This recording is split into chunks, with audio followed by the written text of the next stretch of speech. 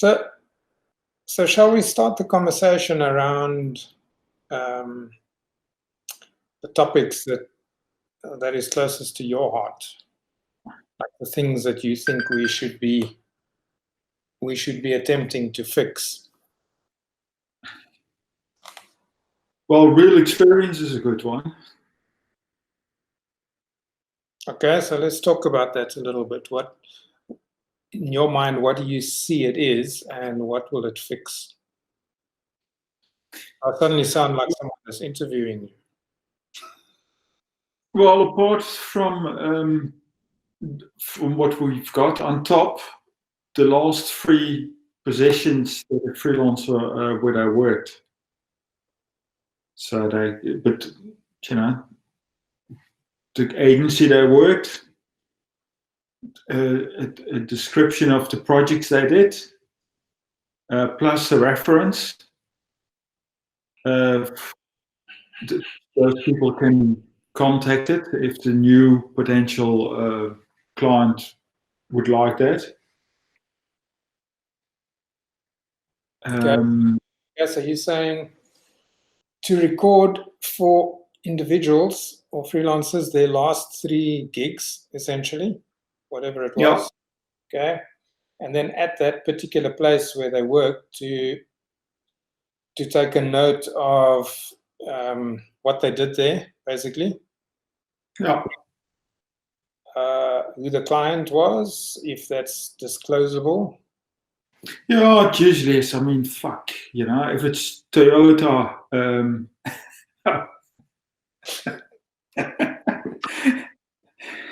for argument's sake, they did a job with FCB in Sandton. They worked in Toyota. They did the launch for the new Corolla and the service plan. Yeah, that should normally be after the fact, so it should be okay. Yeah, and it's not secretive or anything. I mean,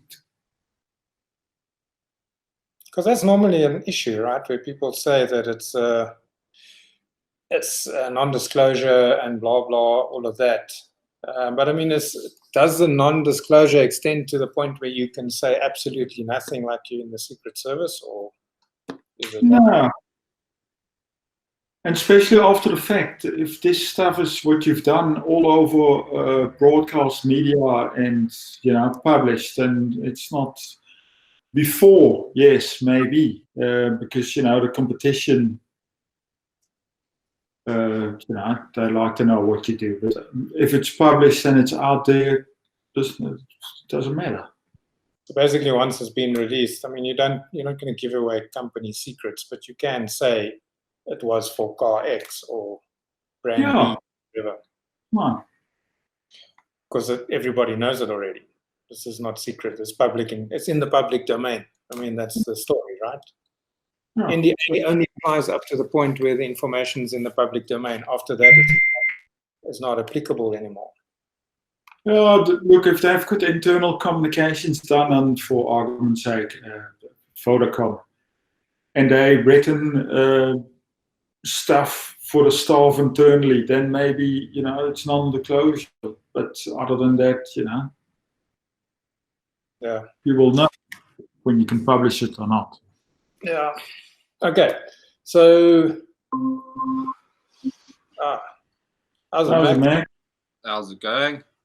All right, and you? Cool. Okay, just for the record, this thing is being recorded, so you need to agree that you're happy that we record it. Yes. And that you can't sue us if we publish it because we're recording it. How much can I sue you? I don't know. You have to ask your legal counsel for that information. Just give me 2 minutes. I'll be back right now. Okay. You've got wine. That's not fair. Well, you've got whiskey. Well, it's in the cupboard. I don't have it with me. And I still want to write some code. So okay. I think I should refrain. Or shouldn't I refrain? I've got 21 days for my one little bottle of whiskey to last. That's the other problem. So that's not a good thing. Yeah. No, but we reference the last three because that will give people a good idea how recent and current these people are. Okay, sorry. Yeah, let's just get back to that point. So we said the last three positions, basically what they did, preferably that the stuff is in the public domain, because then otherwise it's also just hearsay in a way. I mean, that's the point of stating the client and even showing pictures of what it is that you worked on, so that it's not hearsay, it is the real thing. This is it. This was me. I was in the project, and everyone can believe it. I mean, you're trying to sell yourself to the client, right? Yes. And the client must look at something, and they must understand this was your role in this particular project. You can't put up the Vodacom website and say, "Ta-da, this was me," because it wasn't you. That website is built by lots of people, so you need to like clarify or quantify which parts you did. Yes. And even if it's non-disclosure stuff, you can describe it in such a way, explain it what the project entailed, and if there's a reference person that the client can call from, "Hi, so-and-so at Tiger Brands, did so-and-so work for you? Was the work successful? And did it all work out?" That should be fine. A reference. Would the reference just be an individual? One person, more than one person? Well, I imagine Right. someone wants to meet.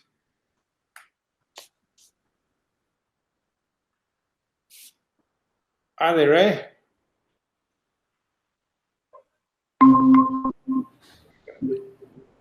Hello, Ray. How's it, guys?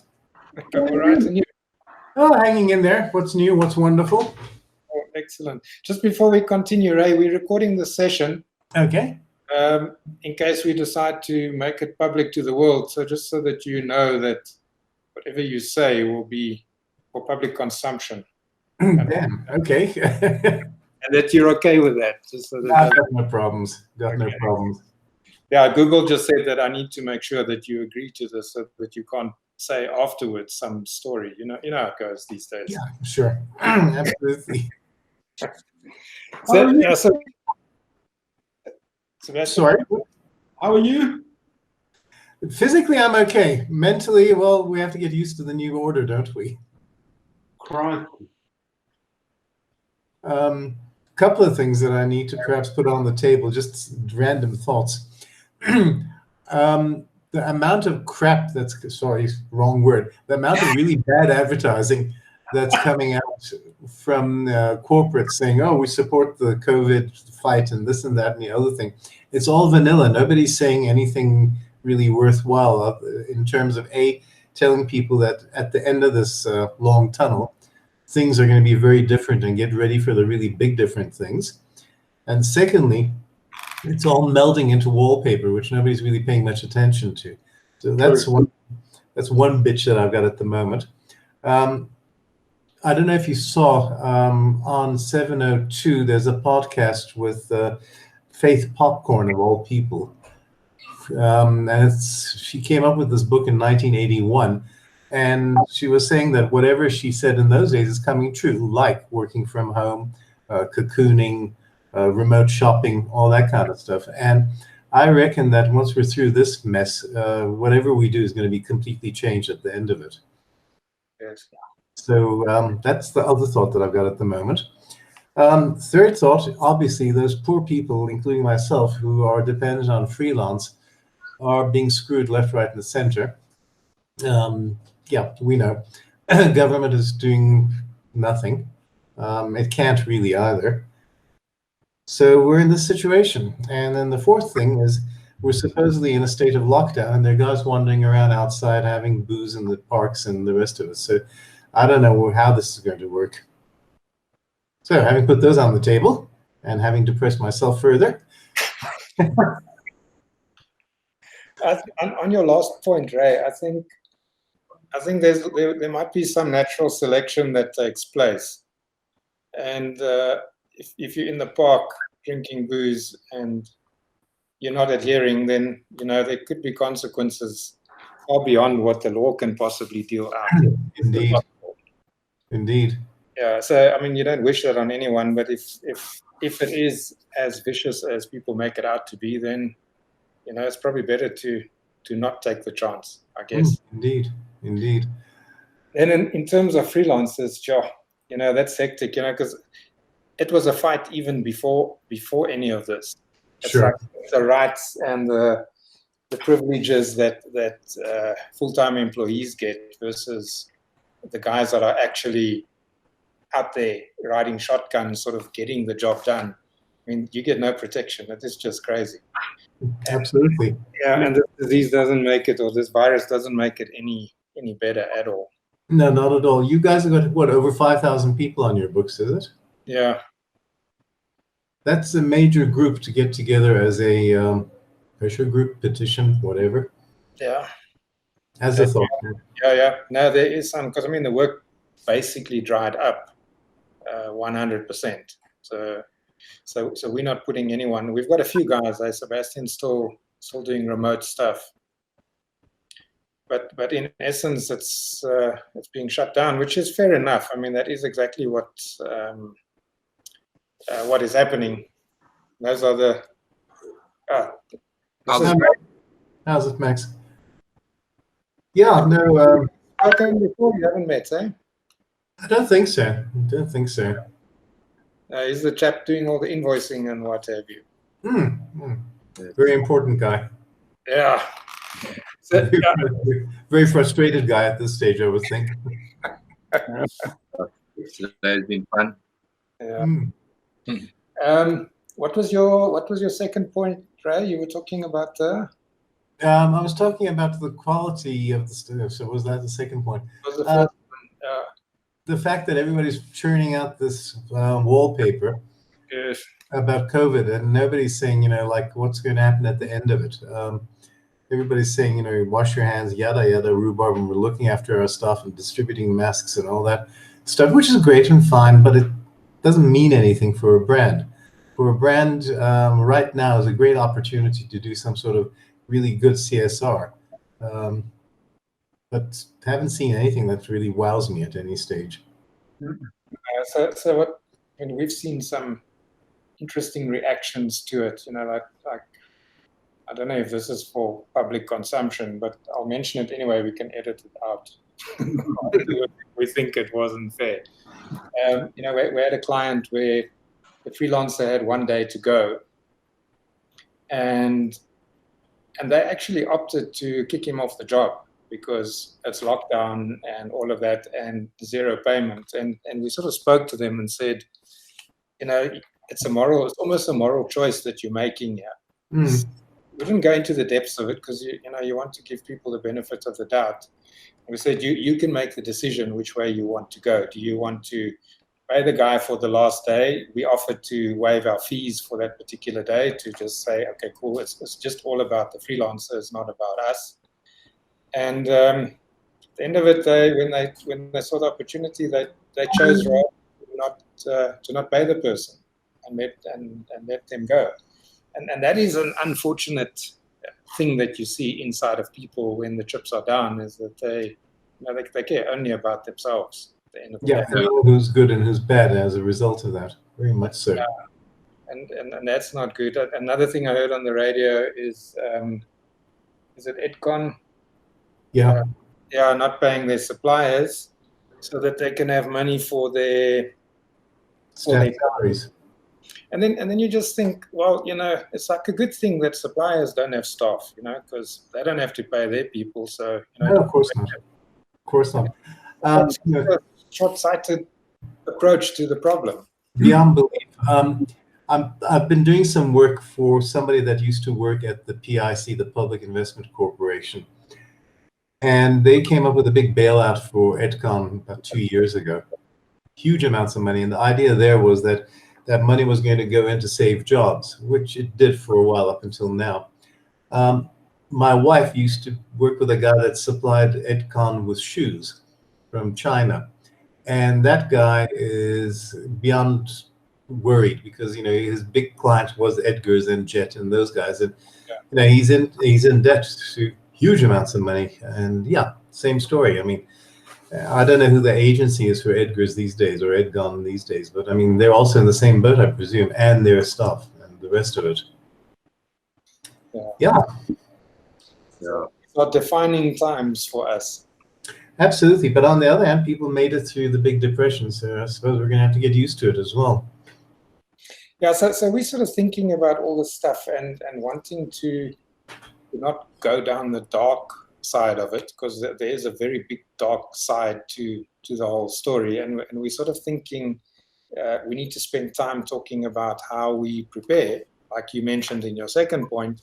How do we prepare for when we come out of it? What is going to be on the table, and where are we going to stand with our whole story?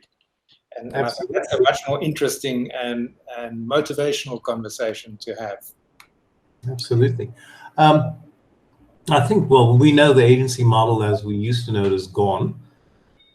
Yeah. It's no longer there. This whole thing about digital, well, yeah, digital, well, here we are, we're digital right now, so what's the big deal? Other thing about media is, as there was something on... Can I interrupt you for 1 second? Doing this thing is actually the first time that we are speaking to each other, actually. This is true. Yeah, so in a way, it is an improvement on the situation. Very much so. Well, Sebastian and I have been on the phone often, but... Yeah. Carry on. Yeah. So what I was saying is that this digital thing, the media is now in people's houses. You don't have to watch TV. You don't have to go out. You don't have to do outdoor. Here we are. I mean, So that's a different take on things as well. Exactly. I think there are lots of positives around it.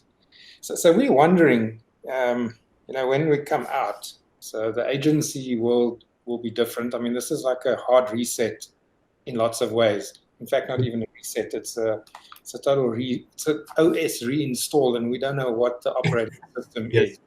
It's like this thing that's going to start up, and we don't know exactly what it is. So preparing for when we come out is the interesting question, because you don't know what the landscape will look like at that point. Exactly. And coming out of this, are we going to be coming out of it into a South African situation or a global situation? Now, again, with digital, we can be anywhere in the world. There was an old saying when the internet first became big, was nobody knows that you're a dog in an internet situation. You've seen cartoons of the dog at the typewriter. We're in that situation again, I think. Yeah. Well, You guys, Preston? No, it is interesting that we always, worked with people on site, and our clients, for some reason, always required freelancers on site. Very, very, seldom that they say from now remote is fine, and we've got a 100% failure rate with remote. And now all of a sudden we've got no choice. Yeah, very much so. This thing about having bums in seats and all of that's going away. I mean, under current circumstances, people are forcing you to go remote. What's happening here? People are forcing you to go remote, and people are getting used to the idea. But there's lots of things that can't go remote. For example, how do you have a mine worker working remote? You can't. Yeah. In that sense, we are fortunate in our jobs. Yep, such as they are. Yeah. So that was a plus. I mean, a bonus for us at NS has always been that we have basically worked remote, not from day one, but so our first year we spent in the office together, and then our second year we were mostly in and out. And from year 3 and 4, Sebastian's sitting in the Netherlands now as we speak. So we were fortunate that it almost didn't affect us in any way other than actual workload, but the functional remains the same. He has Gord laws. Who's come on board? Gord laws. Oh, hello, Gord. Yes. He's not in yet. He'll come in a second. There we go. Very good. Very good. How's it? Gord. Hello, everyone. I don't seem to hear it. Hi there. Here we go. Here we go. Anyway, Better. Do you two know each other? I don't think so. We've seen each other on the On websites and stuff like that. this one. Can you guys hear me? No, Yeah. Okay. Now, yes. you can. Yeah, on that, when you're close to that mic. You hear us? No. Oh, well. Maybe we're going beyond the limits of not more than 5 people per conversation or something. So, I'm getting WhatsApped, aren't I? yeah. Okay, look, I think I've said a few things. Next time I'll join you guys with a drink. I forgot to pour myself something. Hope this works, and I'll be in and out for the next ones. Yeah, thanks for that, Ray. Those are interesting points that you brought up, and I think they are on our minds, like all of those things. And I suspect that once we get Gord functioning, then we will probably touch on them again. Okay, great. But I mean, you're welcome to hang and just listen or whatever. I mean, we're just having a general chat to see what's what. Yeah. Yes. Here we. Are you technically with us now? I am sorry about that, guys. I was actually doing another podcast, and with some guy in the UK, and it went on long. Yeah. Okay. Cool. Cool, guys. Let me wish you a good weekend, and then we'll see you soon. Excellent. Thanks for joining us, Ray. Thanks, guys. All the best. Chat later. Cheers. Bye. How's it, man? Hello, the rest of everybody. Sorry I screwed up the timing of this and whatnot. How you, Seb? You beautiful bastard. Hi, everybody else. I'm Gordy from South Africa. How's it, Wilfred? That's Max. I got Max. There you are, man. How's it? Your mic is off, Max. Yeah, Max. Max. Oh, shit. There you go. How's Max How's everybody isolating? I'm used to it. This is like my standard jaw now. Yeah. I've upgraded my isolation. If you look behind me, you'll see my door is now closed. Oh shit! Yeah, it's normally open. So those are the steps I've taken. That's a big step. Yeah, but it's a strange one because I kind of had a warm up going in. I've been on it for almost 2 weeks, but I found the amount of times that I had to leave and go do things in the world when I would rather not have was very high, and I became exceedingly aware of like how much danger you're in, and I became like paranoid about touching my face. And it's like as soon as you're back in the house, you're all about like scratching your eye and all the rest. But the moment I leave, I'm like, fuck, sanitizing everything. You're like, okay, so now you like touch something, sanitize, pay for something, sanitize, like constantly very aware of it. So I'm actually, with the exception of maybe getting laid and the inclusion of family and friends in my life, I'm quite happy to be inside. Thanks. I flew down to Cape Town on Thursday. Planes must be terrifying, dude. I was in a pharmacy like a week ago, and it was like I felt like I was in a horror movie. Yeah. But to get to the airport, you have to get to the airport first, right? So now I must get in an Uber. Drive there. So this is your Someone's got notifications that are very loud. I don't know. It's not me. Like anyone got web WhatsApp open? off. Hang on. It's probably fucking me. Me, Ed's best. Okay, well, Okay. Stop being so damn popular, guys. So you had to go in a small box with one person to a big box with many people. And that's exactly that thing that you say, where, when you sit here and you think, I'm going to get in the car, and then you think, now I have to get in the car. And it's like, oh shit, now what? How does You have to greet that, be like, how are you feeling? How are you doing? I mean, This was before Uber said you have to sit in the back. So I sat in the front with him still, and we were chatting. And then you get to the airport, and there's no one there. when I arrived, it was like this ghost space. Eventually, So the airport and the plane's quiet.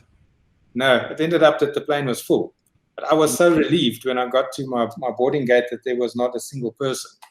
And then everybody comes. Oh God. Yeah, and then there's a chick that's coughing, and you just think, oh my, we're all gonna die. Yeah, I went into the pharmacy to pick up my monthly medication and get some stuff because I was feeling snotty. I wasn't too paranoid about it because like it was minor and it went away, and it's like I wanted to get some Carenza and just stock up on that. But it was packed. Like Seb sent me pictures from Holland where they put little soccer ball sized red circles on the floor to indicate to people how to, probably can't swear on this, how to flip and queue. And in South Africa, man, like O's just don't get it. They figure the closer you stand together in a queue, the faster you'll get served.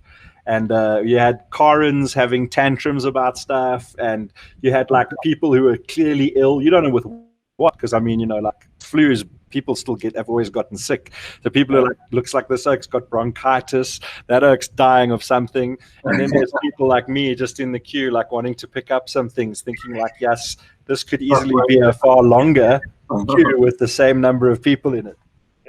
That's nuts. And you think you're infected, and it's exactly that. As soon as you walk through your door, you wash your hands, and then it's like, ta-da! Same. Wow. I even found myself when I was at the nursery picking up stuff, because then they announced the lockdown, and I was like, okay, shit, if I'm going to get any hobby stuff going on, I better get on it, right? So I went to a lifelong friend of mine owns a really cool nursery in Sandton, and I was like, cool, I want the full starter kit, because I've been renting a place for 2.5 years, and I only have a garden for the good of my cat, who's now very, like, Blackie Chan, that hardy da will literally eat you. Good luck, mate.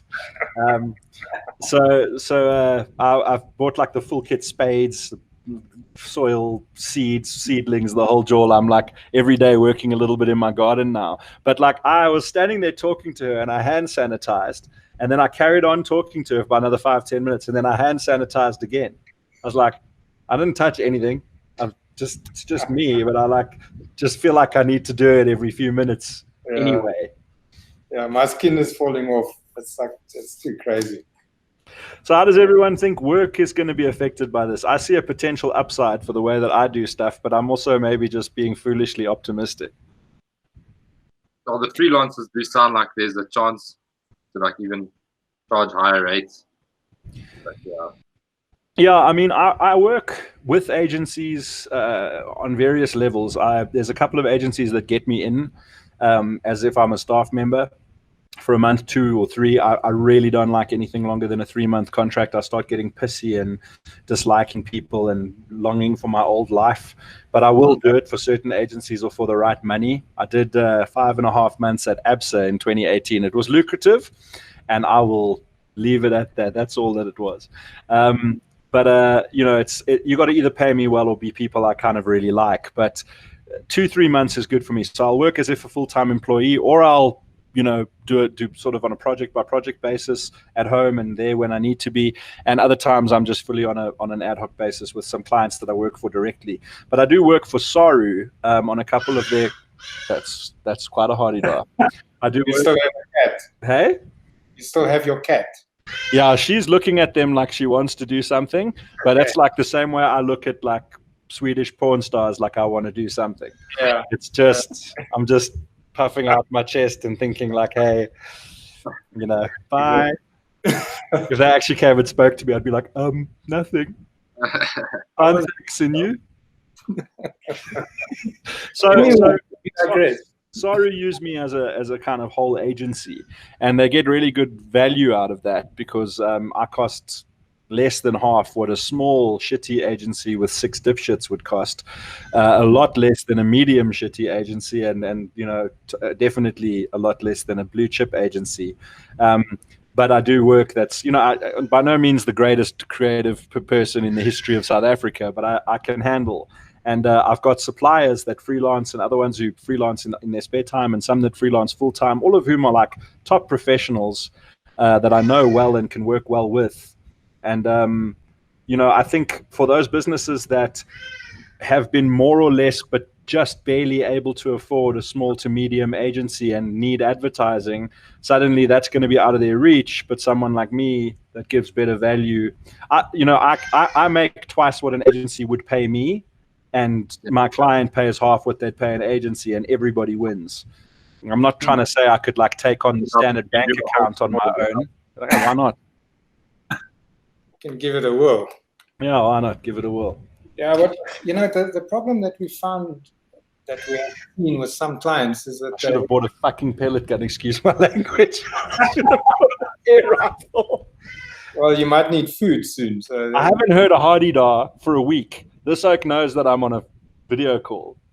Exactly. Sorry, you were saying? So some clients, they can't manage the process. And we sort of see that that's where an agency is supposed to step in, where they say, right, this is your problem, we fix it A to Z. And the freelancer coming in can't, they can't tackle all the steps or stages that need to be done. In fact, Sebastian's on a project now where the guy's doing a video, a 2D animation, and he's sort of acting like the project manager because the client has got all these crazy ideas that are unmanageable and unexecutable in a way. Yeah, I mean, the people become boxed in by their speciality. I've got a blog on my website that's still the most successful piece of content that's on my site. It's been there a couple of years now, called 34 Hard-Earned Tips for Ruling at Freelancing, or something to that effect. And one of the points is like, don't become boxed in by your specialization. They go, you're really good at being the crayon person, so you sit there, we'll take everything else off your plate. You can just do the thing you're good at, rule at that, and don't worry about all the pesky other stuff. So now 5-10 years later, it's all you know how to do, and it's all you can do, and you're like stuck in that little pigeonhole. Now you are the crayon guy. And that's it. That's all you are, and that's all you can be. And that thing that you were passionate about, that you used to love as a kid, and that got you A's in art school, is now the thing you hate the most. So that was a piece of advice I give younger creatives when I unfortunately find myself in a creative director position, which I hate. Like, my view on being a creative director is like, it's the only way you're going to get up into those good salaries. Or an ECD I've done once as well, even worse. But it's like, hey, Lionel Messi, congratulations on being player of the year last year. Your reward is we making you the coach and you don't get to play anymore. Like, well done, here's a raise. Like, why don't you just give me the raise and let me be your best fucking conceptual copywriter? Apparently they do it like that overseas, but here it's like you need to be promoted out of your good job. But the point is, I figured it out by just listening to the grown-ups. Like when you're a younger creative, you get brought into the room for the presentation and you have to sit there awkwardly and quietly while the grown-ups talk, and then you get to talk through your little piece of the work. I just kind of started listening to the bullshit they say and the jargon words and and deciphering what is the meaning of the 20 minutes you just said, talking about ROI, leverage, golden thread, all the crap that you have to say to feel like you're impressing the other business person. And like, actually what you said is, this is quite a clever idea. We can pull it through quite a few forms of media. It's on brand for you. It's the hip young kids will dig it. And, we think it's pretty cool. So hopefully you like it. And that takes 20 minutes and a universe of bullshit to say. So I just I say to people, like, listen to the grown-ups and copy them. That's how you become one. That plus time will get you there. And don't only focus on the part of the business, because like any human being without a learning disability, given instruction and time, can become an account manager or a traffic person. Not everyone can be a good creative. So, learn the remedial shit, because anyone can do it. And then suddenly you're an agency. Yes. So is that what you're saying, is that you must broaden your skill set to cover more bases, but you specialize in one, like a T, the T person, where you've got a broad, shallow skill set and you've got one deep. Yeah. I haven't actually heard that expression, and I'm definitely going to whip it out the next time I have to sound clever in a chat. But that's exactly it. Like, focus on your strengths. Outsource what's not your strengths, but understand the whole process. You should, especially, and I always make disparaging remarks about agencies, but I've worked with some great ones, and I regularly do work with some great ones. I just work with 10 shit ones for every great one. And you learn from those people who do their thing well, whatever it is. Watch them do it and see how they do it well. So that's T expression is brilliant. Yeah, definitely be a T. I didn't make that up. That exists. So. You should have taken the points. I wouldn't have known. Yeah. So learn the things that you can't do and you need to outsource. Learn what that is and where you need to outsource it and why. You know what I mean? Like, I got a lady that does my tax, And I understand the basics of tax, but I'm not a math oak. In fact, the two things I'm the worst at in the world is mathematics. And but I understand the need for her. I also know enough to know keep my documents and expenses and hang on to the receipts and file all the digital stuff and back it up every now and again because I learned that lesson. I understand what I need to do to facilitate someone else to do it properly for me, and it works well in my life. So that principle can be applied to the people that you need to outsource. And again, a project will get so large that I would not be able to handle it on my own and with my sort of little network of people, but you would need to be a car brand or a bank for me to, or a cell phone provider for me to get nervous about taking on the scale of jobs. So I think making ourselves little agencies and presenting ourselves that way, as opposed to making ourselves specialists in the hopes that the agencies will use us for our long part of the tea, is probably a good approach. I'm just being optimistic. I think if I talk myself into this enough, it'll become true and everything will be fine again soon.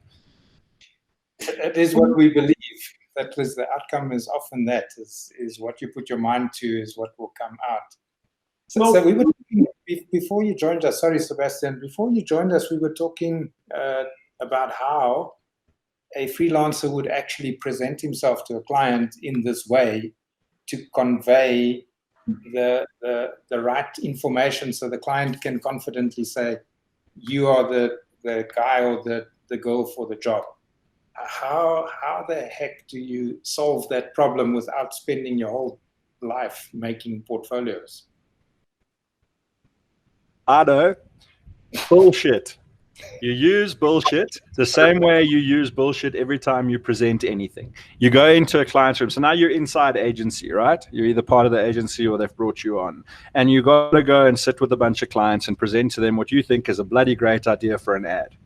You need 10 slides of PowerPoint graph bullshit that no one cares about and that doesn't mean anything, that has to say golden thread, leverage, ROI, synergize, and maximize impact and disrupt somewhere in it, and name your target market people, John and Jane, and their 2.25 kids, and how their favorite TV show is this, and John only gets to masturbate once a month, and Jane thinks it's disgusting, and a bunch of bullshit metrics that aren't anything.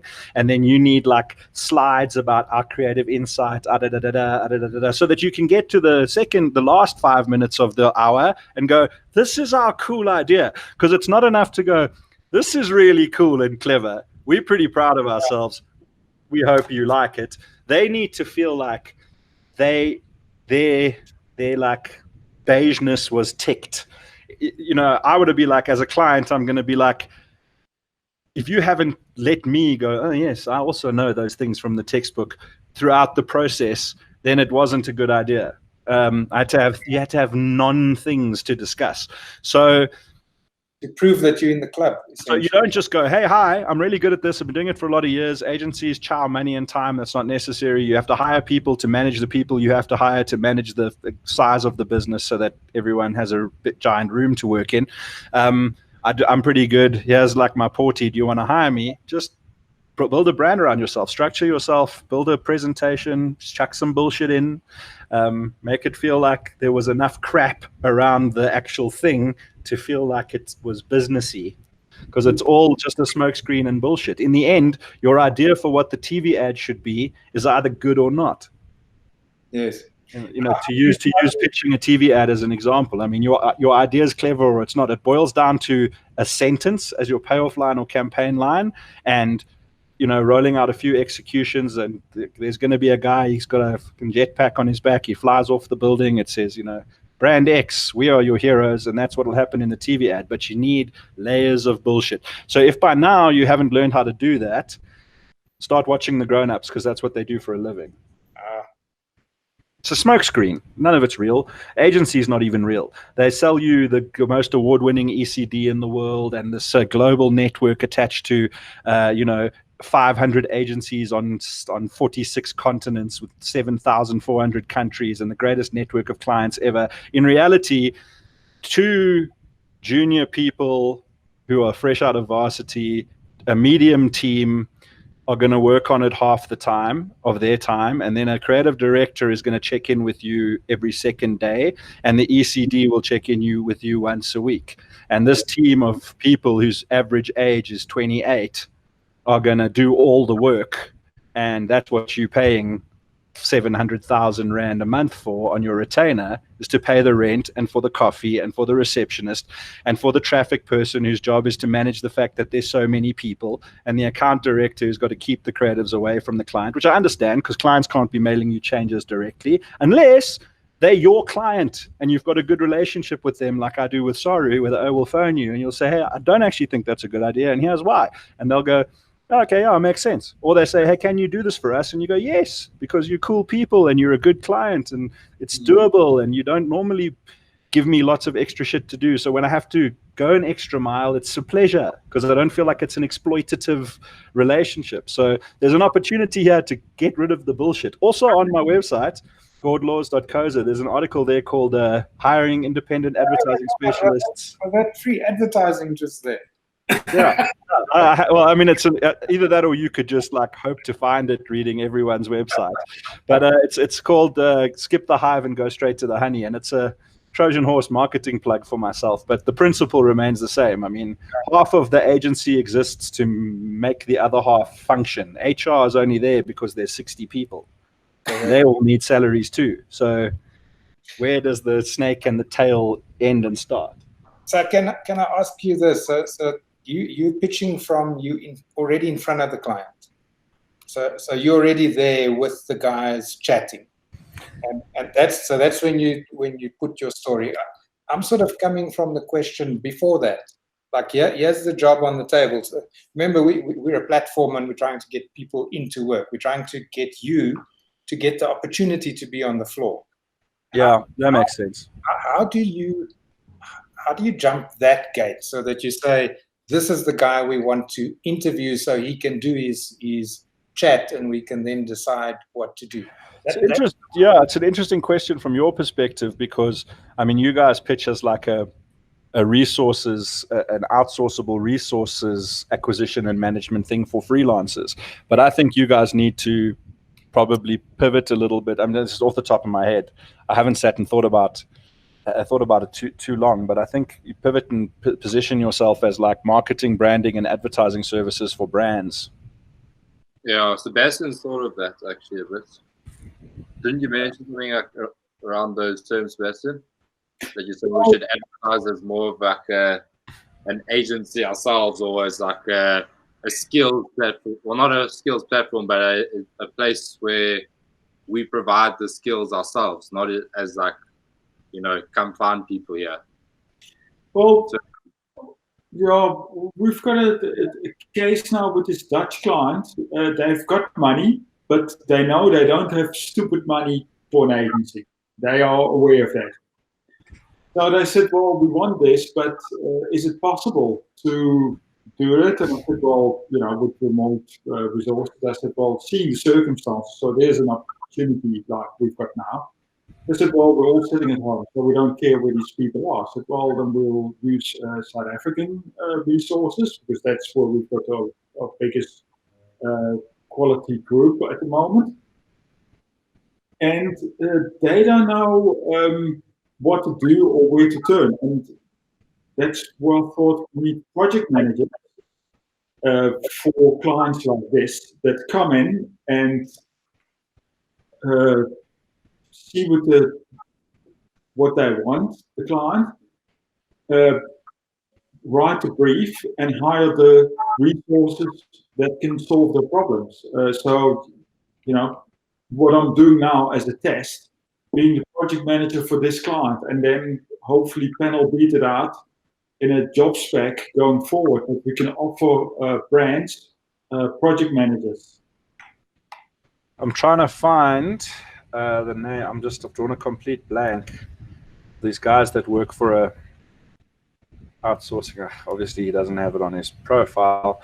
I was working with, what are they called, man? It's on the tip of my tongue. I was working when I was doing the thing at ABSA on this little project that I was on. The other three guys who were more from the UX UI side. I was more from a content and a strategy side on the particular project we were working on. They all came from the same company that outsourced people. They're like a consultancy company, but basically these guys work for them as staff, and they just get sent into other businesses to temporarily be that business's staff. So basically they just got freelance whatever is, and they call them consultants, and they send in experts that can do your job. But I mean, these guys are basically freelancers with a bit of a safety net, but then a cap as to what they earn.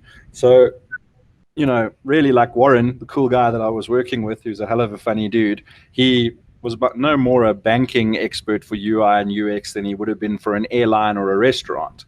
But these guys, what are they called? They send these people through, and like, I don't suggest you guys kind of hire people like myself and other freelancers you've got on a permanent basis, but see it like that, like an HR department with people on tap to go and work with or in businesses on marketing directly, and not for an agency to go and work for businesses.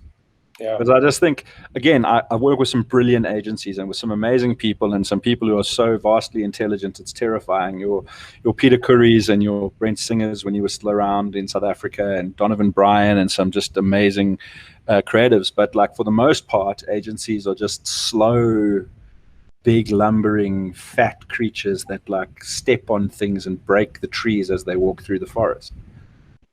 Yeah, so if like an agile small team for the moment. Yeah, these are good people. We know they're good. If they get a lot of complaints and a low rating and whatever, we cut them loose. We've got we know who we think our best guys are, and you know, depending on your budget and what you need, and you guys will interact with the business and say, like, we think you need this, this, and this. These dudes have worked together on something before, and those guys have worked also in restaurant chains. They've done Steers and KFC in the past, so they'll be good for you. And then assemble a little team that's double as an agency. Yeah, and then if you guys need to jump onto, sorry, what's that, Max? I guess it's about us knowing our freelancers and who we have available a bit more, and knowing people's abilities, you know, getting to learn everyone and knowing when to use them. Because like you said, it is like having a whole roster of people at your fingertips that you can use. So. And what is the difference really between you guys vouching for someone to send them into an agency, and you guys vouching for someone that you do or don't really know and send them into a business directly? Except for those people's ability to do it, because some of them need the agency because they need the account director and they need the traffic person, and they've been the crayon guy for too long. So if you've got people who are T people, then you're good. If people have become their speciality, everyone is screwed. Unless they need, like, you know, a buddy of mine, a very talented guy.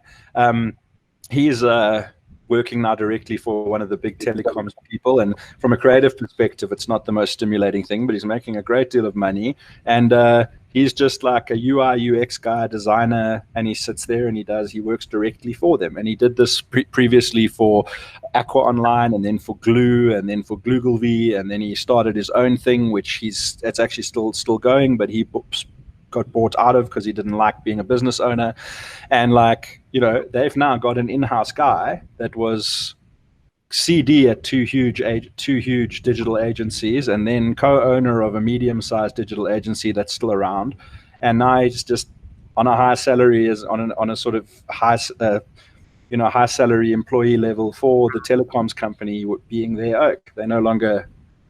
He would have done the same work had they been retainering Glue to do it. Yes. It's in their office now. At the end of the day, it's about people. It's not about companies. It's the individuals that make the difference. And like like companies like Deloitte are now bringing in a lot of like in-house. They're kind of trying to bypass agencies. They can do it cheaper and more efficiently, and say, hey, like, our advice to you as your consultants is don't get an agency. It used to be, we'll help you find which agency, and it's all nepotism, and, you know, like, use those guys, we their friends, or it's all, you know, kickback vibes and bullshit. But now it's more like, don't be silly, don't go to an agency. We've got a slave room of copywriters and a slave room of art directors, and like a burnt out former creative director who hasn't had a good idea since the 1970s. And we'll agency you as well. So like, you guys can see yourself as that. Like, just change who your clients are from agencies to businesses, or both. Yeah, that is a drive at the moment. It's a rather interesting journey. So it's you need the tea people. Yeah, that's also easier said than done. It's not just better. No, I know, but I'm saying like it's a suggestion. It's a possible way to pivot. None of this is as easy done as said. If that was the case, I'd be a trillionaire. It's a good idea, and it's certainly something we're trying to get to. And what you're saying rings true. It is exactly the journey we're going to have to be on. So yeah, that's the story. But it's a cuck time for everyone presently. Like, let's I'm making the most of it. Like, I got to have my big disclaimer that saying I'm by no means glad there's a global pandemic where people are dying and businesses are going out of business or any of that. But I personally am really sort of I'm getting a little business project started that I've been meaning to do for ages. I'm gardening. I'm bonding with my cat. She still hates me, but I'm trying. And, you know, I'm trying to use this time to set things up and kind of take a go a bit slower. Go a bit slower with everything. So, for example, we were saying, like, how do you present yourself as more of a brand and a business than an individual? Now's the time. Get you a logo that's, you know, that looks professional. Put together a deck that looks interesting. Animate a video if that's what you've got, and pitch yourself as this business as opposed to, hey, it's me. Do you want my portie? Where can I email it to? Look, the basics are still the same. That's why I used your blog again, because it's not rocket science. Just a lot of people don't get it and don't use it. That's why I thought this is now a good time to repost it again. Which one was that, Sam? The one I posted, I think, a week ago, because I thought everyone has to go into lockdown now. So it's even more important, because face-to-face is not going to happen for a while. So your digital presence is like crucial for the few clients that's going to hire freelancers, that you look good, you know, like you say, professional website. Make sure that your contact details work, that are not outdated. You know, I posted a week ago. I can't remember what it's called. Yeah, it's the 34 hard-earned freelancing tips. Yeah, that's the big one that everybody seems to like. I got quite a lot of how-to on my site. It's always just, you know, it's for the benefit of other people, but it also just gives you that's what do they call it? The expertise effect. There's a word that the dickheads use. Oh God, I can't remember. There's a cliche that when you present yourself as being an expert at stuff, so it's there to help people, but that's also like a marketing exercise. We're like, hey, this is how you do this well, and then people go, oh wow, that guy obviously knows, as opposed to someone that's trying to find out. So like you package yourself well. I had a CI done, and like, you know, it's still my personal name. I think there's ego attached to that, but like I had it made to look legit.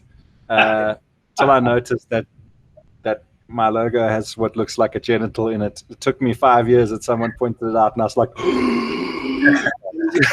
if you look at it, you're right, and now I can't unsee it. But like I did given that I market myself as myself, I did it. You know, I decided to do it properly, and it made a definite difference. You know, I've got stationery, my website is branded. I don't look like someone with a Behance that's got a poorly spelt thing saying, I'm a self-motivated, driven individual who always seeks the best in everything I do. I thrive under pressure and welcome a challenge. Get along with people and, you know, like, yeah. No. We considered at one point putting that at the top of everyone's bio as just part of the app. just automatically, like, just write in your name, and then the automatic bio generator will do the rest. Yeah, are you tick tick tick tick tick? What's it? Self-motivating. Yeah, go get it. Hardworking, self-motivated, thrive under pressure, work well in teams. Yeah, all the crap. I said it to a candidate the other day. I said, well, you know, they're going to read your stuff, but your bio is so fucking generic that it's interchangeable for anyone. And can't you give some examples? And then we just spoke about it earlier. Now it's non-disclosure. I can't tell you what I worked for. But signed an NDA. What the fuck are you doing then? But I mean, if that's the case, you can say, I've worked on projects with 3 of South Africa's 5 major banks, with you know, the National Defence Force, for the ANC. Like, it doesn't have to say what the project was. I can't talk about what I did for ABSA, but I didn't sign an NDA that says it's a secret that I worked for them. And, you know, if it was, I could just say I worked for one of South Africa's largest banks. Like, no, I can. I've worked on top secret aeronautical engineering projects. How cool is that? Much cooler than saying what it actually is. I just want to put a light on quickly. It's getting dark. Yeah, it's nuts. It's nuts where it goes. Don't think that made any difference at all, but I'm back. No, but yeah, it's the thought that counts.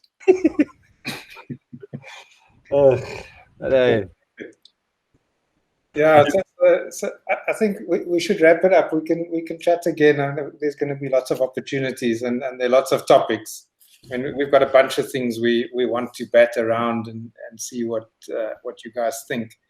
What I meant to say to you when you came on, Gord, is that this conversation is recorded, and if you are okay with that. Yes, it told me when I joined. Okay, cool. I might not have dropped so many mentions of my website had I not known. What's your website called again? Gordlaws.co.za. And it's a lot of it lately a lot of it's cartoons and like you know, opinions about good books, and I'm blogging on there because hey, no work. Yeah. But,